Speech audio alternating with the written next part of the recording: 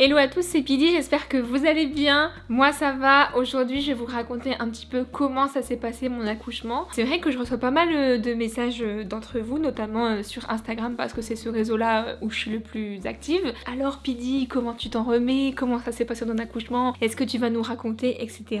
Alors je vais vous raconter un petit peu dans les grandes lignes et ça me faisait plaisir aussi de vous raconter ma propre expérience à moi. Et je sais que maintenant, depuis que je suis maman, il y a pas mal d'entre vous qui me suivent, qui sont en plein dedans. Si jamais vous allez un petit peu vous reconnaître dans ce que je vais vous raconter, et puis aussi chaque expérience est différente. Moi, je vais vous raconter comment ça s'est passé tout ça, parce que bah c'est fou. Franchement c'est fou, je pense que mais de toute façon vous toutes vous savez. Si jamais vous entendez bébé, et ben il est juste à côté de moi, il dort et c'est pour ça que j'en profite de cette petite pause pour vous parler de mon expérience. Alors, commençons un petit peu par le début. Il y en a pas mal d'entre vous qui avaient un petit peu calculé depuis combien de temps j'étais enceinte, etc. C'est vrai que j'ai été très pudique sur ma grossesse, franchement. J'en ai pas beaucoup parlé, alors peut-être que vous vous dites ouais, elle en parle beaucoup, ou oh, elle fait des TikTok, des stories et tout. Je trouve pas forcément tant que ça. J'ai pas beaucoup montré de stories, enfin, j'en ai même pas fait en fait, je pense, de mon ventre. C'était mon petit corps de jeune femme qui se transformait en maman et je voulais le garder pour moi, etc. Je voulais pas forcément trop dire depuis combien de temps j'étais enceinte parce qu'aussi j'avais peur, enfin clairement c'était tout nouveau pour moi, c'est mon premier bébé donc ouais j'avais peur. J'ai accouché 2 semaines avant le terme exact et en fait je savais quand j'allais accoucher. J'avais la date exacte. Si jamais vous avez suivi un petit peu mes précédentes vidéos, vous savez que mon bébé n'était pas retourné. En fait, il avait la tête en haut. Et à ma deuxième échographie, la sage-femme me dit oh, c'est bizarre, votre bébé n'est pas retourné, ça arrive, c'est pas grave.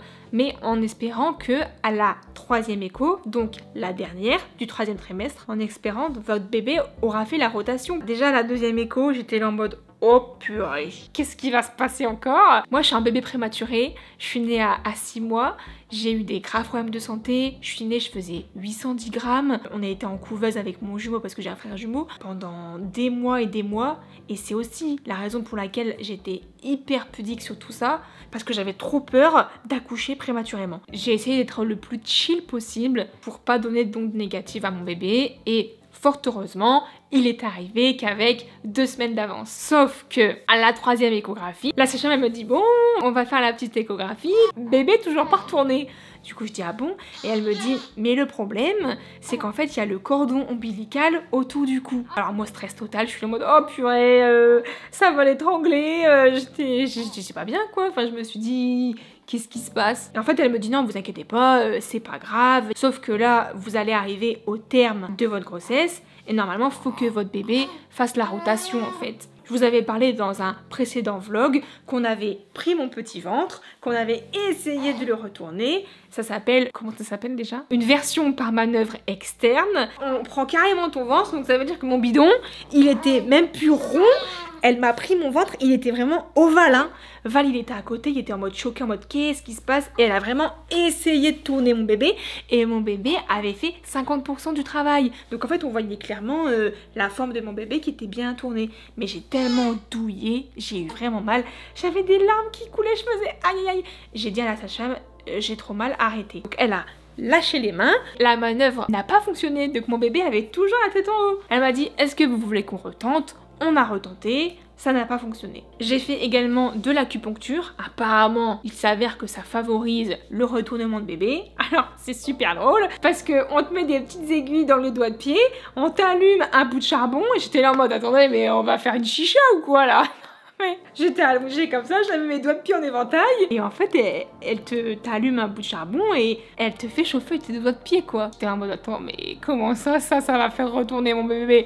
Voilà, ça ressemble à ça. J'avais les doigts de pied en éventail et Valouz me faisait ça tous les soirs. Que nenni, ça n'a pas marché du tout. Sauf que au plus les jours avancent, pas forcément, mon bébé grossit. Donc j'étais un peu dans le flou en mode bon, qu'est-ce qu'on fait? J'ai quand même fait une radio de mon bassin parce qu'en fait du coup, étant donné que le bébé a la tête en haut, ça s'appelle un bébé en siège. Donc on m'a dit madame, faut qu'on vous fasse une radio de votre bassin, savoir si votre bassin est assez large pour que votre bébé, le cucu, puisse sortir en premier quoi en gros. Il s'avère que mon bassin était ok et que ça pouvait passer, donc je pouvais accoucher en fait potentiellement de mon bébé en siège. Mais la sage-femme m'a dit, je vous le déconseille totalement. Votre bébé a le cordon autour du cou et en plus de ça, vu comment vous avez douillé avec la version pas manœuvre externe, ça va être galère. D'autant plus que quand un bébé est en siège, de ce que ma sage-femme m'a dit, c'est qu'ils font exprès de pas doser la péridurale parce que moi, dans mon projet d'accouchement, en fait, j'avais demandé si je pouvais accoucher sans péridurale, je l'aurais fait. Mais bien évidemment, j'avais quand même dit, bon, on tentera quand même la péridurale au cas où. Quand il y a un bébé en siège, ben on fait exprès de pas fortement doser la péridurale parce que justement vous devez pousser davantage parce que bah si on la dose trop, ben vous sentez rien du tout et comme vous devez pousser, faut que vous sentiez que vous poussez en fait, donc on fait exprès de pas beaucoup doser. Donc elle me dit franchement vous allez douiller, je vous conseille la césarienne et elle me dit vous faites ce que vous voulez mais moi personnellement c'est beaucoup plus sûr pour vous qu'on vous accouche par césarienne. D'où la raison pour laquelle j'avais la date de mon accouchement. Bon, on en a parlé un peu avec Val et on s'est dit, ben en vrai, je veux le bien de mon bébé et je veux mon bien aussi, tu vois. Enfin, moi ça me faisait hyper mal au cœur d'accoucher par césarienne, mais si on m'a dit que c'était beaucoup plus sûr pour mon bébé et que c'était pas très sûr d'accoucher par voie basse, étant donné qu'il était en siège, bien évidemment, je vais choisir la césarienne pour le bien de nous deux, quoi. Je devais accoucher normalement le 14 avril. Et on m'avait dit à 10h30. Donc en fait, je savais très bien que j'allais accoucher le 14 avril à 10h30. J'étais super frustrée parce que je me suis dit, bah ok, super, en fait, je suis même pas capable d'accoucher. Bah, mon bébé n'est pas retourné, alors oui, c'est pas de ma faute. J'étais triste en fait parce que je me suis dit, je vais rien pouvoir faire et même mon bébé n'aura même pas choisi quand venir. Ça va faire comme si j'avais un rendez-vous chez le dentiste. Vous voyez ce que je veux dire? 10h30, je sais que bah voilà, basta, on ouvre mon ventre et je savais que j'allais à 10h35, que j'allais accoucher quoi. En plus, elle m'avait dit, vous devez faire un bain de bétadine et bah vous devez rentrer à la maternité la veille. Et vous devez y être pour 16h30, l'heure du goûter. Parce que oui, moi pendant ma grossesse, le goûter, c'était quand même sacré. Frustrée comme pas possible, je me dis bon, super, déjà je vais rentrer à la maternité la veille et je vais pas dormir de la nuit. Donc je vous avoue que j'étais hyper frustrée. Bon, Val, il me dit, c'est pas grave, bébé est en bonne santé, toi tu vas bien, t'inquiète pas, tout roule. Et on pouvait s'organiser, donc ça d'un côté, c'est le point positif, puisqu'on avait la date exacte, on s'était dit, nickel, on va pouvoir faire en amont les tournages, nos rendez-vous, sauf que ça s'est pas passé comme prévu. Lors du week-end de Pâques, tout se passe bien, etc.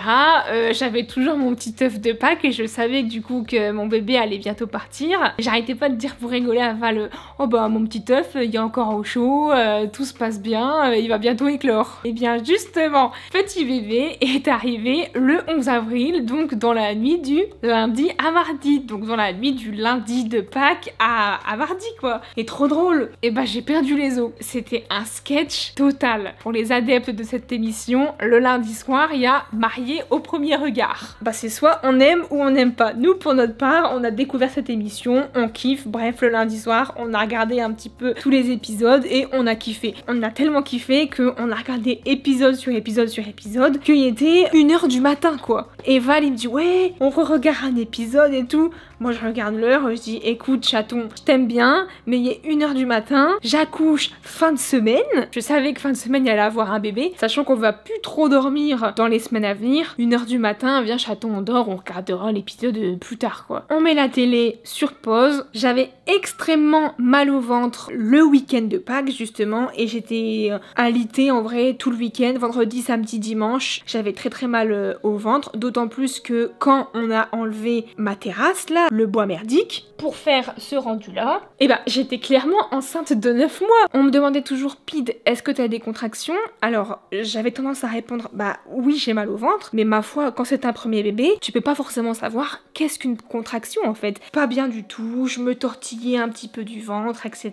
Donc je fais quand même pour m'endormir et je me dis écoute ma foi t'as ta césarienne le vendredi, bah c'est parce que le travail il commence. Je me tourne, je fais pour dormir, je me dis ah je vais passer une bonne nuit, je suis très fatiguée parce qu'on vient de se taper les épisodes sur M6 là. Je dors et là sensation mouillée dans la culotte. Mais quand je vous dis mouillée, j'étais trempée. Dans ma chambre, c'est du parquet. Et là, piscine! Bordel assuré dans la chambre. Val qui venait à peine de s'assoupir, il se réveille, il me dit « Bah qu'est-ce que tu fais, Ti ?»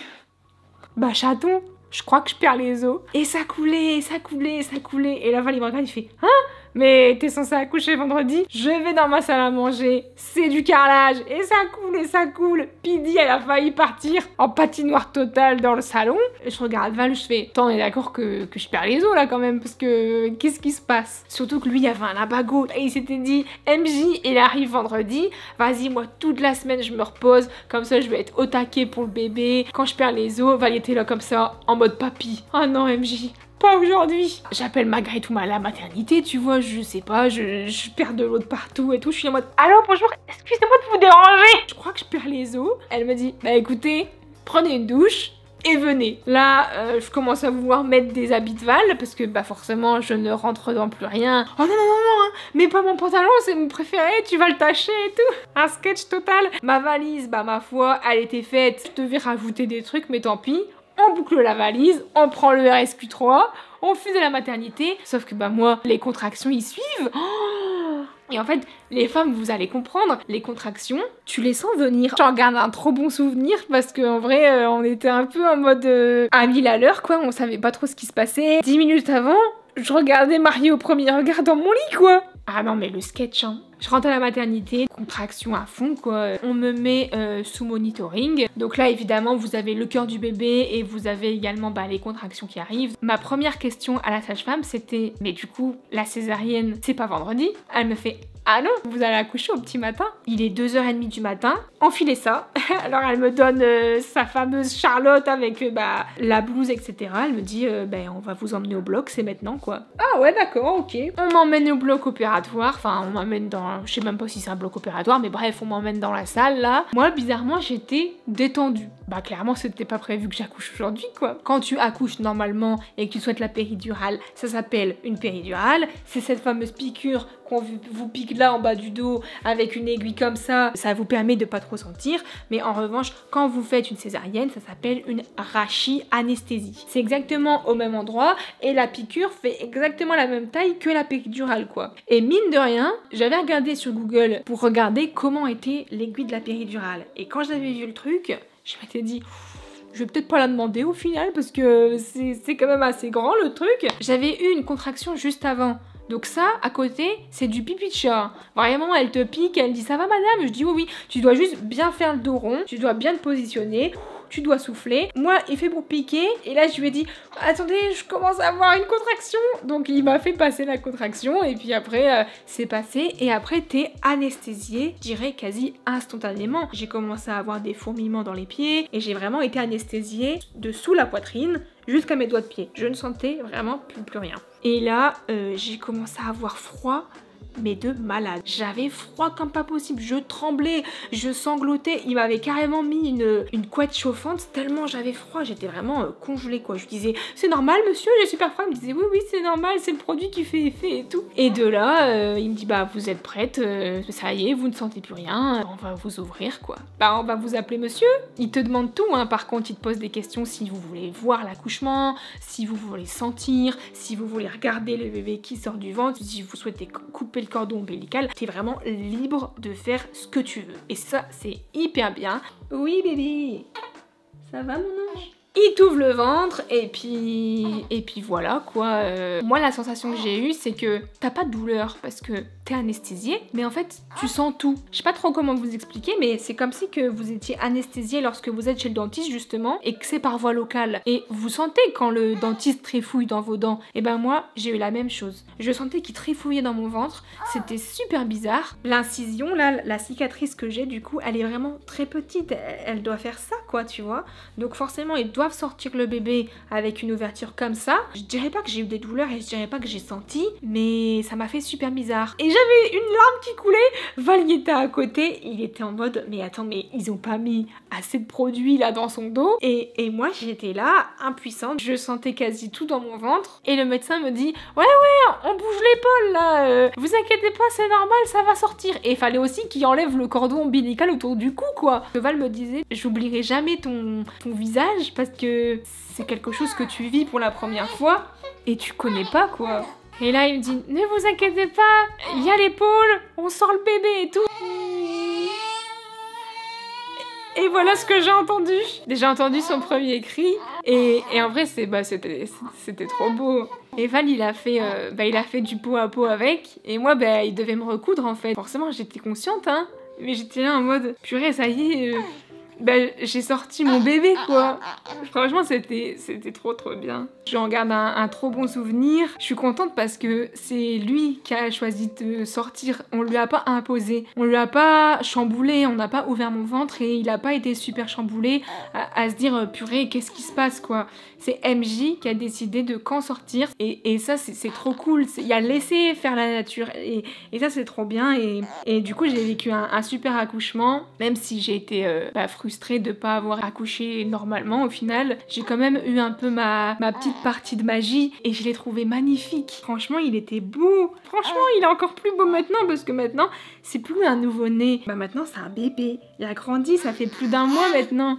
J'ai accouché de ce petit bout qui a changé ma vie le 11 avril à 3h51 du matin. Un petit bélier, voilà. C'est magique. Franchement je vous le souhaite à tout un. Ça change une vie, t'as plus les mêmes priorités qu'avant, forcément tu deviens maman quoi. C'est en le regardant et tout que je me dis mais comment j'ai fait pour vivre sans lui pendant autant de temps. Je suis super contente de l'avoir et c'est un beau bébé hein. Vous voyez ça fait 13 ans là que je suis avec Valouz parce que ça commence à faire. J'ai toujours été super heureuse avec Val. Je disais toujours à Val ouais je suis heureuse, je suis la plus heureuse du monde et tout mais il y a un mais. J'avais la meilleure vie possible quoi. On a acheté une maison, on est propriétaire, on est confortable dans notre vie etc. Je suis hyper heureuse dans ma vie mais il y a un mais. Le mais c'était MJ. MJ c'était la pièce manquante du puzzle. Quand on a su que j'étais enceinte, on se posait la question en mode mais avec notre travail, comment on va faire parce que c'est atypique quand même, on est des créateurs de contenu, on est suivi quand même par beaucoup de personnes, on veut le bien de notre enfant. On s'est surtout posé la question par rapport au futur, on veut quand même garder MJ privé, on veut le préserver au maximum. Vous grandissez avec nous au final, vous avez vécu pas mal de choses avec nous et nous on grandit également avec vous. On veut garder une petite part de notre vie privée, alors certes on fait des vidéos sur YouTube et on montre pas mal de choses de notre vie. On a toujours été habitués à filmer un peu notre quotidien et maintenant MJ c'est notre quotidien. On est parents, ça fait partie de notre vie. Quand il sera plus grand, et quand il pourra comprendre, on lui expliquera ce que papa et maman y font. Mais on lui laissera choisir. On garde son prénom secret. Oui, on fait des vidéos. Je vous fais une vidéo telle quelle, je vous parle face cam. J'ai mon bébé dans les bras. Parce que c'est ma nouvelle vie en fait. Faut qu'on apprenne à vivre comme ça. Alors oui, on filme plein de moments, c'est pour nous, c'est privé. Oui, parfois on pourra pas se cacher parce que le jour il va commencer à grandir et qu'il marchera et qu'on sortira en famille, dans les jeux de parc, à la plage. Je pourrais pas cacher indéfiniment mon enfant, vous voyez ce que je veux dire? On va devoir apprendre à vivre comme ça. Parfois quand vous nous voyez dans la rue, mais s'il vous plaît, ne filmez pas à notre insu notre famille quoi. Je dis ça parce que ça nous est arrivé encore pas plus tard qu'hier. Mais vraiment, si jamais on vous croise dans la rue, c'est bien aussi que vous puissiez respecter ça aussi quoi, voilà. Donc voilà un petit peu le récit de notre vie quoi. C'est un nouveau chapitre de notre vie qui commence. Pour parler brièvement de ce qui est YouTube, je resterai pour le moment à une vidéo par semaine puisque évidemment je dois m'occuper de mon mini-nous. Si jamais j'ai plus d'idées, que j'ai du temps, etc., j'essaierai de repasser à 2 vidéos par semaine. Mais là, pour le moment, je veux vraiment passer beaucoup de temps avec mon bébé parce que ça passe vite. Et les moments en famille, il n'y a rien de plus précieux. Je continuerai les vidéos YouTube. J'essaierai en tout cas de vous faire toutes les vidéos toutes les semaines. Vous continuerez de suivre l'évolution de notre petite vie, en espérant que ça vous plaira toujours, hein, malgré qu'on est devenus papa et maman, on change pas, hein, c'est juste notre titre qui change. Évidemment, on a plus de responsabilités et maintenant j'ai d'autres priorités dans ma vie. J'espère que vous apprécierez les prochains contenus parce que j'essaierai toujours de m'adapter avec ma nouvelle vie de famille, de faire des concepts qui sortent de mon cadre familial. Je ferai toujours des petits vlogs parce que j'adore partager. J'essaierai toujours de faire des avant-après, bah regardez on a fait la chambre, etc. Et j'essaierai toujours aussi de passer en premièrement les choses que j'aime faire et puis tout va rouler quoi. Merci en tout cas pour votre bienveillance. Je vous dis à la semaine prochaine. Prenez bien soin de vous et profitez de chaque instant parce que ça passe vite. Allez, je vous embrasse. Ciao ciao.